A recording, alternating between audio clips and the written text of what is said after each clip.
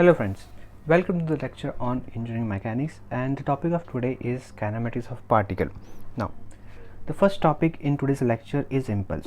Now, what is impulse, right? Now, to understand what is impulse, let us consider a small object. This is my small object. This small object is acted upon by force F, and now the force F is acting for time t seconds. Force F Newton is acting on this object O for time t seconds, right? So if I draw a diagram, if I draw a graph, on the x-axis if I take time t in seconds, and on the y-axis if I take force F in newtons, right? So let us say my force is acting for time t seconds, right? What is impulse? So impulse is nothing but force into time for which that force is acting. So this is a formula that you need to remember. Impulse is force into time, that's all. So if you remember this formula, that is sufficient for this complete topic of on impulse, and you can solve each and every problem. After knowing this formula, what else you will require to solve the problems is formula to remember, right? The first formula is impulse,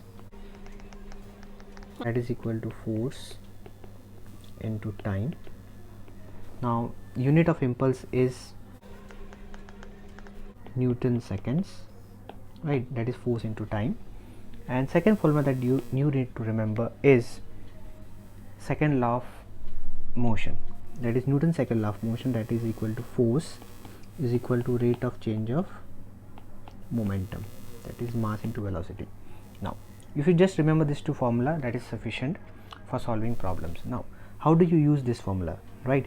So F is equal to, now rate of change of momentum, so I'll write rate of change of momentum as mass into velocity, that is momentum, that is final,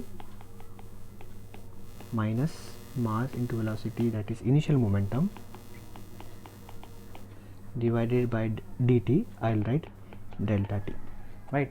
So in this problem, out of this four quantity, initial momentum, final momentum, force, this force is generally called as impulsive force, and time delta t for which the force is acting. So out of this four quantity, any one quantity will be missing, and that you will need to find, right? Now what is impulsive force? Let us say I have a cricket bat, right? This is a bat, okay, and while playing cricket I am swinging this bat, and by this bat I am hitting this ball, right?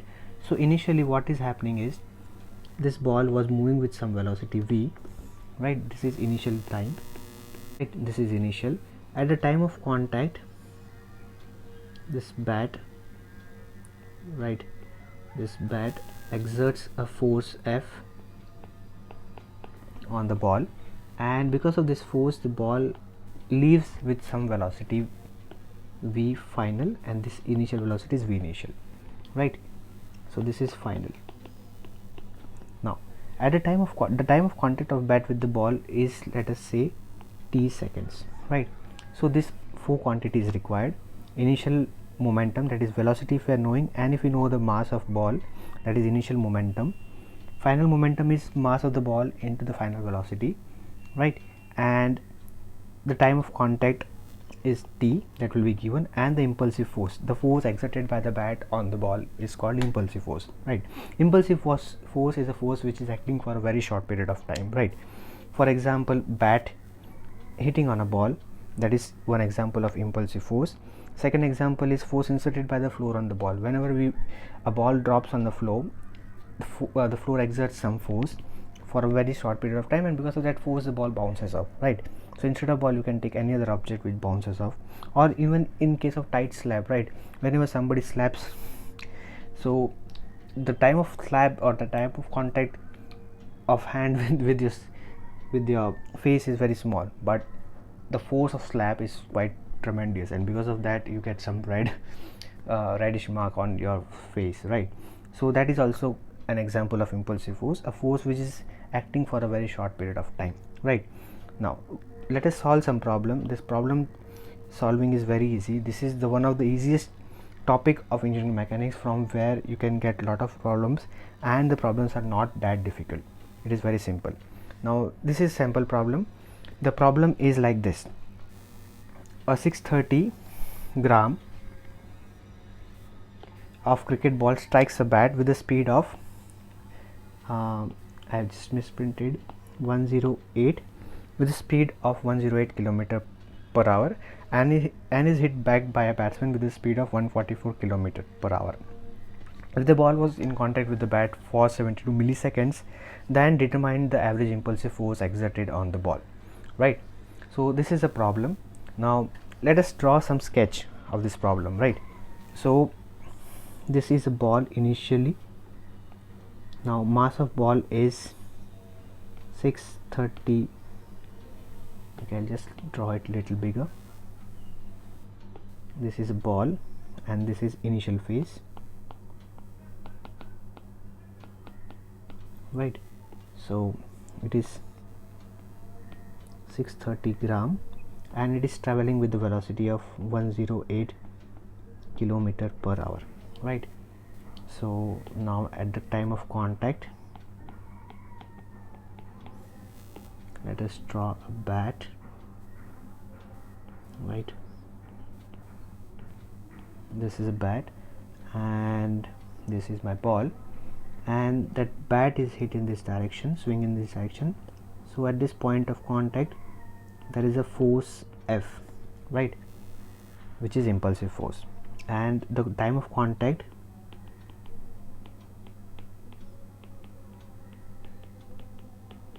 is 72 millisecond, right. And the third thing that is given is final.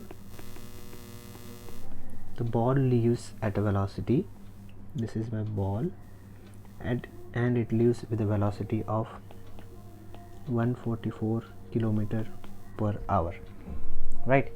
So this is a thing, and we know mass of ball. The mass of ball's initial and final will remain the same, 630 gram, right. So what we have to find is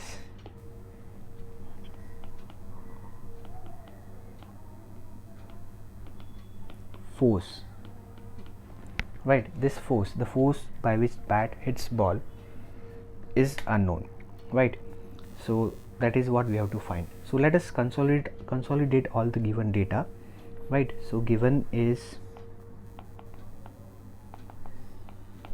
what is given is mass of ball, that is 630 gram. And before solving the problem in this section, whatever the data is given, we will convert all the data into SI unit, so that there is no problem afterwards, right. So SI unit for mass is kg, so it is 0.63 kg, and V initial velocity of the ball is given as 108 km per hour, that is 108 km. Standard unit is meter per second, so kilometer, this is 1 kilometer, and 1 hour is 3600 seconds. So if you do all the calculation, you will get 30 meter per second. This is the initial velocity. Final velocity Vf is 144 km per hour, kmph, and after doing this conversion, 1000 meter by 3600 second, we'll get this as 40 meter per second, and delta t is, that is time of contact of bat with ball, is 72 millisecond. If we convert this into second, that is 72 into 10 raised to minus 3 seconds. So this data is given, and the formula that I want you to remember is second law of motion and impulse, right. So what we want to find is force, that is impulsive force. Just remember that impulsive force and impulse is different. Impulsive force is a force with the unit Newton, right? This is impulsive force, and impulse is equal to force into time. So in this and unit of impulse is Newton second, right? So in this formula, in this problem, we are asked to find what is the impulsive force, right? So its unit is Newton. Now this we have not been asked, so we'll not use this. And the second formula that I told you to remember for the problems is second law of motion. So even if you remember second law of motion, that is sufficient. So I'll write second law of motion, that is force equal to rate of change of momentum, right? And that I will expand as mb into v final minus mass of ball into v initial, right, divided by delta t. Now putting all the values, this f is what we need to find. Now this mass and this is velocity, right? Now one thing that you need to take care is about the directions, right? Now since velocity is a vector quantity,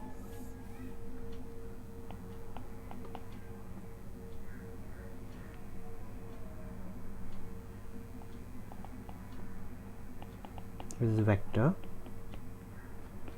it has direction and magnitude, right? Now in our case, let us say this is our case, right? So here we need to define a direction for our case, right? So this is our x, positive x axis, and this is y axis. So this first velocity, that is initial velocity, is along the direction, so this is plus, and the second velocity is in the direction of negative x axis, so this is minus, right? So this thing is very important.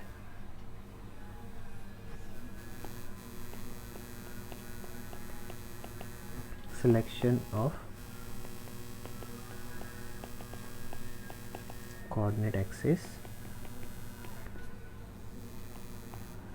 So next step is substituting the value, where mb is mass, that is common, that is we will take outside, that is v final minus v initial divided by delta t, right? So mass of that ball is 0.63 kg, v final is minus 40 minus v initial is 30 divided by delta t, and that delta t is 72 millisecond, right? So 72